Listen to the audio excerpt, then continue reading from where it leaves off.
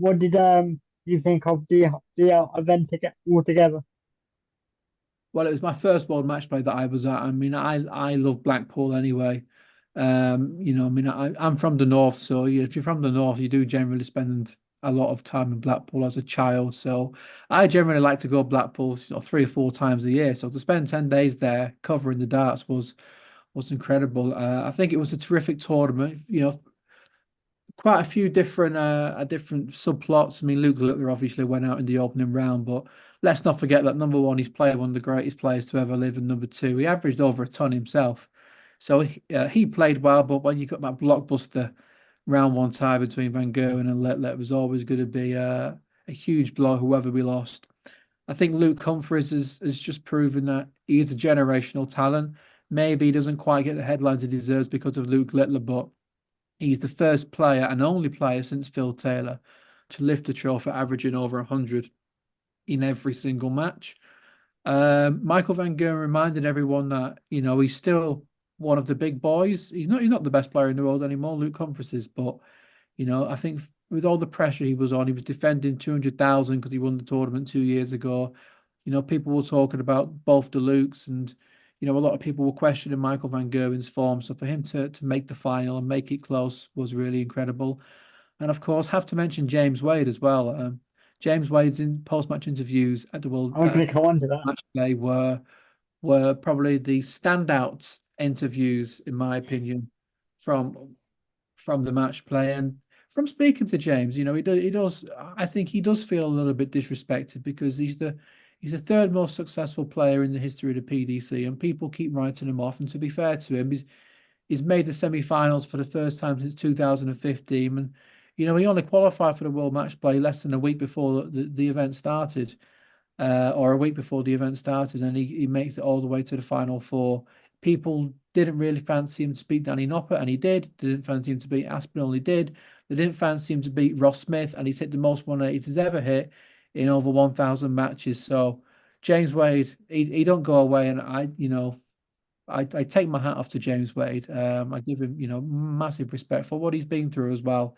And he spoke last week very openly about his health issues. We know about his mental health issues, but also his physical health. Has been dealing with pancreatitis as well this year. And to come through all that and to still beat the best players in the world on the best stages, that for me was probably one of the biggest stories. Uh, When you get like the bit when you interview them and you have interviewed them, you yeah. instantly know you instantly know you've got something big like some something's gonna blow up as much as the Jane Great interview did, or you just wait until it goes out and see what happens.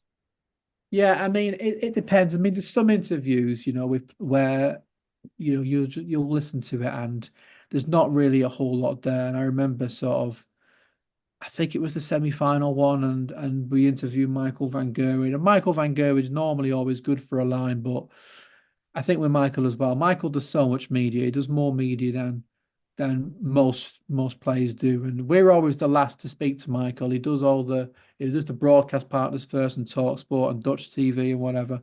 So we're always the last to speak to Michael. So by that point, he just wants to get it over and done with, get to bed because he's got a big match the next day, which is fair enough. So, sometimes you do just get like a bog standard. Yeah, I played well, but I need to do better, and it's on me. And there's nothing really stand out from there. Although there are some interviews where a player will say something, and you're like, that's the line. That's the line. And for me, the best interview probably all week was, to be honest, it was probably Bo Greaves.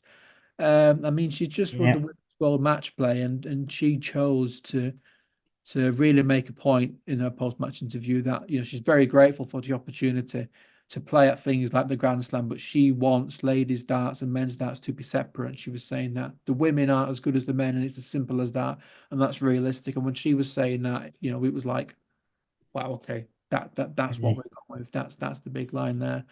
But yeah, I mean, you do get that a lot, and I remember at the World Cup of Darts, the interview with Michael Smith and Luke Humphries at the end, and Michael Smith, he was talking about sort of the joke Peter Wright said to him. And Peter Wright said to Michael Smith, or said to Luke Humphries, how's your shoulders? Implying that he'd been carrying Michael Smith throughout the World Cup.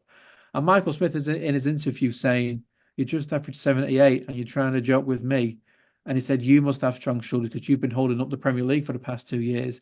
And when Michael Smith said that, and he said that at the start of the interview, and we're like, I don't care what he said Yeah, now in the next 10 minutes because that is the line. That is yeah. just an Clip it absolute up. absolutely, yeah. And occasionally you get those big lines, and another one that stands out was at the Masters, and Peter Wright went on a bit of a rant because a lot of people were questioning whether he should or should not have been picked for the Premier League, and I remember. he said, Chris Mason said Chris Dobey should have been picked, but what's he won? He's won the Masters and Mickey Mouse tournament, and it's like it doesn't matter what he said after that because nothing's topping that. So yeah, sometimes in an interview, someone will say something, and it's like, wow, okay, this is amazing. So, talking about Zoe Graves, she said she's not playing at the World Championship. Uh, I'm guessing because she wants to keep it separate. I mean, we have to, we have to, because what she said is she's not playing at the World Championship. So Yeah. if she doesn't feel, if she doesn't feel like she can compete, then she's gonna, well, she doesn't want to play. As you said, she wants to keep it separate, and that's up to her whether that's her decision whether she does. Yeah, I mean, it's an interesting. I mean, from my point of view, if I was to be totally really selfish, as a selfish person, I would say I would want to see Bo Graves play with the men because I do genuinely believe that because don't forget she's only 20. I think if Bo Greaves Hmm. wants to go to Q school, get a card, and really build her experience up, Bo Greaves could be a top 32 player. She's phenomenal, and she will only get better playing better opposition week in, week out. But I think you've got to be fair. It's her life. She needs to do what she feels comfortable with, and if she's more comfortable in ladies darts, then that's what she should do. So she's not going to play at Alexandra Palace, as you've said. She's ruled that out.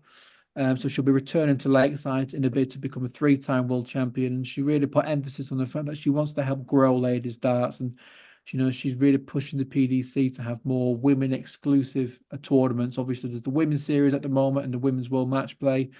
But she really wants more, which is different to Fallon Sherritt because she loves playing against the men and she really wants to test herself. But ultimately, it's the decision belongs to the play. It's their lives, it's what they feel most comfortable with. But I feel like whatever Bo Greaves decides to do, she will succeed at and she will win things because she's that good. Already, she's the best women's player ever, in my opinion, and that's no disrespect to Dieter Hedman, who's won hundreds of titles, or Trina Gulliver, who's won 10 world championships, Lisa Ashton. But the level that Bo Greaves can consistently play at. Previously, if a woman averaged over 100, that's headline news. If Bo Greaves averages over 100 now, people don't blink. It's happened so many times. She's incredible, and I've had the pleasure of speaking to Bo quite a number of times. Really fantastic person. She's really, really helpful. And just, from what she's been through as well with Dartitis to come through that and still win the big trophies on the big stage. Can't say enough good things about Bo. Because I always, uh, we were talking about Burberry, but also Fallon. So I always remember with Fallon, so she played Michael Van Gogh and then almost won. I can't. Was it the? I I think it think was it was the Nordic Masters, I yeah, think. not the Dart Masters, and she almost won. She was averaging like almost over 100 at one point. Yeah, I mean, probably the biggest stand-up performance from me, to be honest, was I think it was the quarter final of the Grand Slam in 2021. And I think, don't quote me on this, but I think it was 16-13 to Peter Wright. And this was Peter Wright, on top of his game, winning world championships, winning world match plays. And she averaged 97. To average 97 on the big stage across 29 legs is unbelievable for any dart player. Um, so in terms of Fallon Sherritt's A game is right up there, but it's sort of bringing that out on a consistent basis. And in fact, that consistency is something that Bo specifically talked about in her interview, and she said women just aren't as consistent as men. Now, could that change if women get more opportunities playing week in, week out? Maybe, who knows? But yes, certainly the A game of Fallon Sherrick is amazing, as is Bo Greaves, and that the pool of players that women darts has at the moment is incredible. Lisa Ashton has flirted with the idea of retirement, and if that happens, that would be a big loss. But you've got Mikuru Suzuki, you've got Noah Lynn van Leuven, and what she's done over the past 12 months has been incredible. From where her game was 2 years ago to where her game is now, the leaps and bounds that she's made has been absolutely magnificent. And of course, let's not forget, we've still got Dieter Hedman, who is actually won more titles now than Phil Taylor. She overtook him, so she's it's in a really good place. And then there's players like Katie Sheldon, who's really young, 20 years old, and Gemma Hayter. So the women's place is in a really good position. But it is that consistency. But those top players, Bo Greaves and Lisa Ashton as well, I put in there, and Fallon Sherrick, of course. Um, they are the real flag bearers for women's darts. And if young women, young girls, teenagers now can look up to those people, then we can get more women in the game. And you'll only see it improve. And you'll only see sort of in 10, 15, 20 years time, I'm sure we will be getting a lot of PDC women only tournaments because it is going to be that popular and you'll get more women playing the game. I have to check in there. But people, some women refuse to play Van Leeuwen. Your thoughts on what do Yeah. you think of that? I think what I think whatever your thoughts on that situation there, I think people have to remember that there's a human being at the center of it, and everybody is allowed their opinion, and that's the great things of living in a free world. But whether you believe that a transgender woman should be playing women's darts or not, I think you have to handle that argument with a lot of sensitivity. And I think there's been a lot of abuse from both sides on social media, which is Hmm. absolutely unacceptable. Ultimately, it's Noah Lynn hasn't made of the rules. She shouldn't be targeted. Yeah, Nobody should be targeted for abuse. And what I would say is that nobody was complaining 2 years ago when Noah Lynn van Leuven wasn't the player she was now. It's only now that she's become good that people really are mentioning it. But like I said, I think whichever side of the argument that you're on, it needs to be handled with sensitivity. People need to be respectful on both sides and remember that there are human beings with genuine feelings in the middle of this. But irrespective of whether you think she should be playing or should not be playing on the women's series, again, you have to respect how far she's improved her game in the past 2 years because she's gone from 60s averages to, high 80s and 90s averages, women's winning titles in the women's series, but also on the Challenge Tour as well, which is of an open competition with men and women. So yeah, regardless of your opinion, she's done an incredible job with her own game. Um, and that deserves respect. I mean, no way to me wrong, but quickly, what talking about the beginning of the interview, you said the world was the first time you started watching. Apart from the world, apart from the world and Blackpool, I'd probably taking the two out. Right, you would probably go for what's the best tournament to go to for you? As a fan or as a journalist? Both. So as a fan, I would say the UK Open. And if you've not gone to the UK Open as a fan, put it on your list because I want to go. it's amazing. You get a wristband, so you can you walk on site and you've got um access to all the main stage board too and the outside boards. The outside boards is great. It feels like proper darts almost. And a lot of players say the same thing. They love playing on the outside boards. It's really intimate. You're really close with the fans. And then afterwards at night as well, you've got the various sort of bars and clubs on the actual site. And, sometimes you might bump into some players on a night out. And it's just a really, really great atmosphere and environment. And I would urge any darts fan to do the UK Open at least once in their lives. It's not great from a journalist point of view because when you play multiple matches in one day, you only interview the winner. So it can, and there's so many matches going on at the same time, it can be quite difficult scheduling wise. So as a journalist, it's not a great one. So I'd say as a journalist outside of Blackpool and the World Championship, um, It's a difficult one because from a journalist I point of probably view, I probably shouldn't have asked you that, but I asked you that anyway. the reason why it's difficult is because you think of the Premier League again because they play multiple times. You only interview the winner, and it's the same with the European Championship, and it's the same with the Grand Slam of darts, and it's the same with the Players Championship finals. So there are a lot of drawbacks there, but I guess for me personally, the World Grand Prix will always have a special place just because it was my first tournament that I did with darts now. So when I go back there in October, it's the next tournament that we do. That will always feel, I think, just a bit special. Now, other journalists might not agree with that, but because it's my first, I would say that one. And the hotel is next door to a casino, which is always quite Yeah, fun. it's fun. Well, talking about the Premier League, the Premier League of Darts has come under scrutiny from some fans because of in the arena. It's good for people in the arena, but people at home they don't really like it. What do you think of to that? Yeah, I mean, I think they should change it. I respect the PDC for trying to do something, a bit different and changing the format.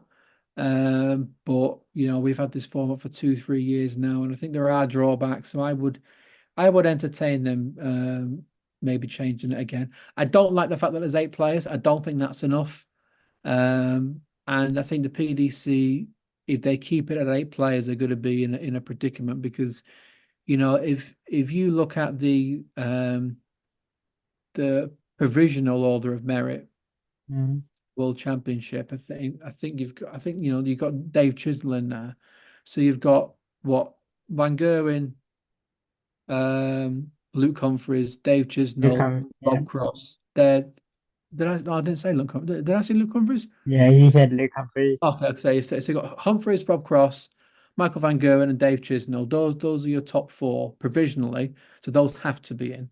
And then you've got Dimitri Van den Berg, who's won the UK Open. He will definitely be in. I will be shocked if he's not. Obviously, Luke Littler's going to be in, reigning Premier League champion. So you've got 6 already. And I've not even mentioned Gavin Price or Michael Smith.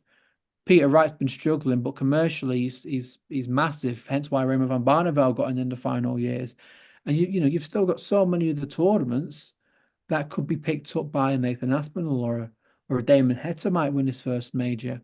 Um, Anderson, he's playing well enough. He could have won another major. So I think keeping it at 8 is going to be really difficult. Who's to say James Wade's not going to pick something up?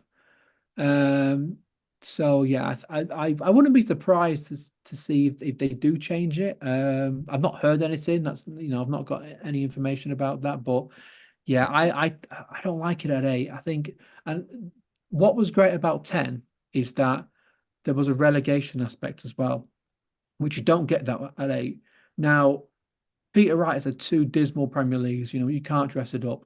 It doesn't do the fans any good. It doesn't do the other players any good, and it doesn't do Peter Wright any good to carry on playing and get beaten every single week. Week 14, Peter Wright sitting there with 2 points, and that doesn't help anyone. So I would like to see 10 players at least reintroduce the relegation because I don't think 8's enough. I was just looking while you were talking. The top 8 at a minute are Luke Humphries, Michael Smith, Van Gerwen, Nathan Aspinall, Gerwin Price, Dave Chisnell, Dave Chisnell, and Johnny Clayton. Yeah. Yeah, and we're not even mentioning Luke Littler in that, so it's an absolute headache for the PDC if they. I mean, Dimitri Van den Berg's not even in that list as well, and I think some players have to do a little bit less than other players to get in the Premier League, and I think an example of that is we've seen in the past Andrew Gilden and Danny Noppert miss out on the Premier League despite winning the UK Open, and I can virtually guarantee Dimitri Van den Berg is not missing out on the Premier League because he is handy to have in there. He's somebody who's always wanted to talk to the media.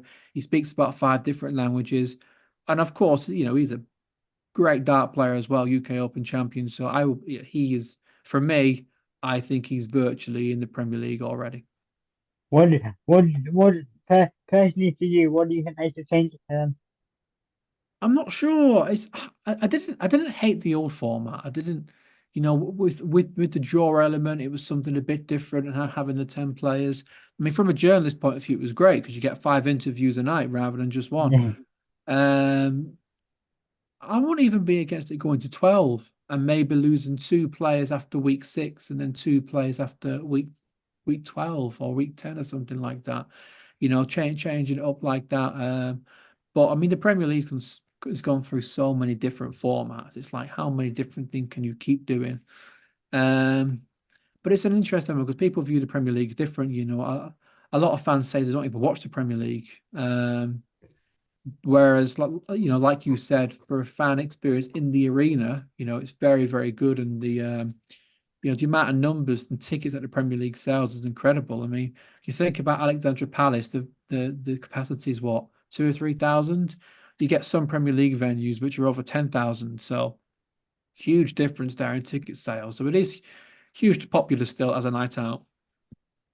We'll come back to Premier League in a second. Just because I was thinking of, the World Championship. Has there been any talk of changing the arena around because there's a huge demand for the World Championship this year. Is there any talk of them changing the arena around, going to a different venue within Alexander Palace or not? No, there isn't. Matt Porter's spoken about this, and he says at the moment, the World Championship is going to stay in the same hall. Like you said, there is a bigger hall inside Alexandra Palace where they can move it to, but Is that yeah, is there's that um is that the fan zone he's talking about, or is yes, that a different? exactly that. I mean, well, you've been to the World Championship yourself, so you'd know what the fan zone is like. It's a huge thing. You got all the food courts, and you got things like beat the player, where a player will have 3 darts and a fan will have 3 darts. So there's so many different things that go on in the World Championship. If you was to move it into the bigger hall, you would have to smaller the fan village, and then you've got a situation where you've got more people coming into Ali Pali, yeah, a smaller van village, and it logistically it doesn't really work. I'm sure the PDC are very aware of the fact that maybe the World Championship is outgrowing the venue, but it's I not it's don't not as I don't simple really as just switching hall. I don't really see where you would move it to because for me it has to stay Alexander Palace because it's so iconic. It has to stay there. Yeah, I mean it is a difficult one. I mean I'm not totally against it moving at some point. I mean you are right, it is iconic, but saying that the Circus Tavern was iconic, but when it was time to move, it moved to Ali Pali and it works. But you know, a lot of people say, well, if you move it to say the O2 and you'd sell 10,000 tickets, well, you would sell 10,000 tickets for the final. But are you going to sell 10,000 tickets to an afternoon session where, no disrespect, but Mickey Mansell is playing the South African qualifier? I Yeah, don't know. Maybe you aren't selling 10,000 tickets for that. So it's not just the final session that you've got to think about. You've got to think about sort of pre-Christmas when you've got all of the matches that maybe people aren't dying to see. yeah. I plan to go there this year, so let's hope I can get tickets because they go on sale on Monday. So let's hope I can get tickets. They'd sell out so quick. It is very, very Yeah. difficult to get tickets. You know why I find crazy because I've got a dispute where I've got a cerebral palsy. There's only four, I believe only four or three disabled access access accessibility points, which for an accessibility person who loves ours and wants to do generally, that's not really helpful. But what can the PTC do? Because Well, that's it's it. mainly Maybe that's another argument of where it one day eventually does need to move to a bigger venue. But like you said, it's difficult because Alexandra Palace is such an iconic venue now for darts. You wherever you move it to, if it does move eventually, you're always going to have some resistance. As long as it doesn't move to Saudi Arabia, I think we'll be okay. yeah. Because changes of that. I remember Barry Hearn talking on talk for a few months ago, and he said, like this new guy, if the money was right, he would move the snooker to Saudi. Like for me, as a fan of obviously not a snooker, but as a fan of stars and obviously they're under the same umbrella, that doesn't sit right with me, and it doesn't sit right with you. Correct, it doesn't, and I don't think it sits right with all the players. I mean, there are some players who wouldn't really care. I know Michael Van Gerwen has said he's not really bothered. Gerwin Price has said that he actually supports it, but Michael Smith has spoken about it and he's dead set against it.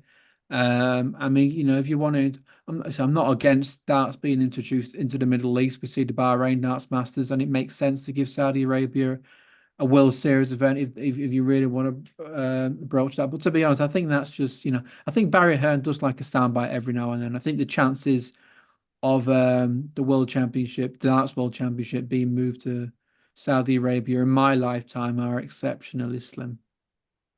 I mean, I think I can see why Darren Price would want it to be moved somewhere else because Yeah. all of the hate that he gets is well at the minute it's fine, but as soon as the World Championship happens, he will get a load of hate for it Yeah, I mean, I think Gary Price would because probably like the World Championship move to Wolverhampton. it's the casual fans coming back into the sport. Yeah, I mean, it's frustrating really because we all want to see Gary Price produce his best darts, and because he's an exceptional dart player. Um, it's tough because the fans, some fans do give Gavin Price a very, very hard time. And you alluded to it there. A lot of the times it can be the casual fans who maybe don't watch darts, week in, week out. And they'll get to Alexandra Palace and they don't really watch darts every week. And, maybe they've had a few too many beverages. But, and I have to say this, I don't think he helps himself sometimes, the whole thing with the headphones at the World Championship. I mean, come on. That's the Uh, most crazy thing I've seen in it, darts. and that image now is forever on the internet, and people are going to look at that, and it's going to circulate every single year.